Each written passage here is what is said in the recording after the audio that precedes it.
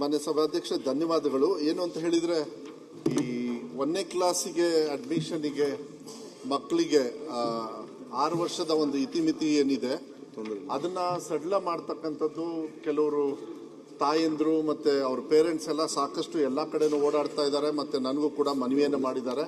ಅವರು ಸ್ವಲ್ಪ ಗಾಬರಿಯಲ್ಲೂ ಕೂಡ ಇದ್ದಾರೆ.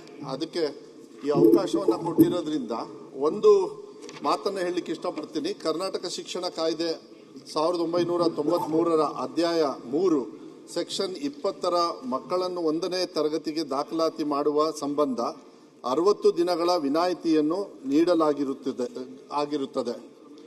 ಅದರಂತೆ 2026-27ನೇ ಸಾಲಿನಲ್ಲಿ 1ನೇ ತರಗತಿಗೆ ದಾಖಲಾತಿ ನೀಡುವ ಸಂಬಂಧ 60 ದಿನಗಳ ಸಡಿಲಿಕೆಯನ್ನು ನೀಡಲಾಗುತ್ತದೆ ಹಾಗೂ ಈ ಸಂಬಂಧ ದಾಖಲಾತಿ ತಂತ್ರಾಂಶದಲ್ಲಿಯೂ ಸಹ ಬದಲಾವಣೆ ಮಾಡಲಾಗುವುದು ಎಂಬ ಮಾಹಿತಿಯನ್ನು ಸದನ ಗಮನಕ್ಕೆ ತರಲು ಬಯಸುತ್ತೇನೆ. ಆಮೇಲೆ ಇದು LKG UKGಗೂ ಕೂಡ ಅವರಿಗೆ ಅಡ್ಮಿಷನ್ಗೆ ತೊಂದರೆ ಆಗ್ತಾ ಇದೆ.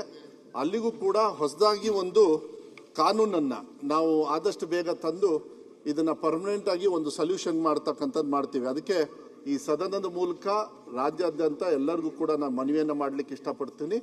60 ದಿವಸ ಏನು ನಾವು ಇವಾಗ ಅವರಿಗೆ ಸಡಿಲಿಕೆಯನ್ನು ಕೊಡ್ತಾ ಇದ್ದೀವಿ ಅದನ್ನ 60 ದಿವಸ ಅಂದ್ರೆ 6 ವರ್ಷ ಅಂದ್ರೆ 2 ತಿಂಗಳು 60 ದಿವಸದ ಒಂದು ರಿಯಾಯಿತಿಯನ್ನ ಇದನ್ನ ಕಾನೂನನ್ನ ತರ್ತಾ ಇದ್ದೀವಿ. ಮಾನ್ಯ ಸಭಾಪತಿಗಳೇ, ಇದು ಎಲ್ಲ ಪೇರೆಂಟ್ಸ್ಗೂ ಕೂಡ ಮಾಹಿತಿಯನ್ನ ನಾನು ಕೊಡ್ಲಿಕ್ಕೆ ಇಷ್ಟಪಡ್ತೀನಿ. ಇದು LKG UKG ಮತ್ತೆ ಫಸ್ಟ್ ಸ್ಟ್ಯಾಂಡರ್ಡ್ಗೆ. ಆಮೇಲೆ ಇದಕ್ಕೆ ರೆಗ್ಯುಲರೈಸ್ ಮಾಡೋದಕ್ಕೆ, ಯಾಕಂದ್ರೆ LKG UKG ಯಾವುದೇ ರೆಗ್ಯುಲೇಟರಿ ಸಿಸ್ಟಮ್ ಅಲ್ಲಿ ಇಲ್ಲದೆ ಇರೋದ್ರಿಂದ ಅದಕ್ಕೂ ಕೂಡ ರೆಗ್ಯುಲೇಟರಿ ಒಂದು ಆಕ್ಟ್ ಅನ್ನ ತಂದು ಇಲ್ಲ ರೂಲ್ಸ್ ಅನ್ನ ತಂದು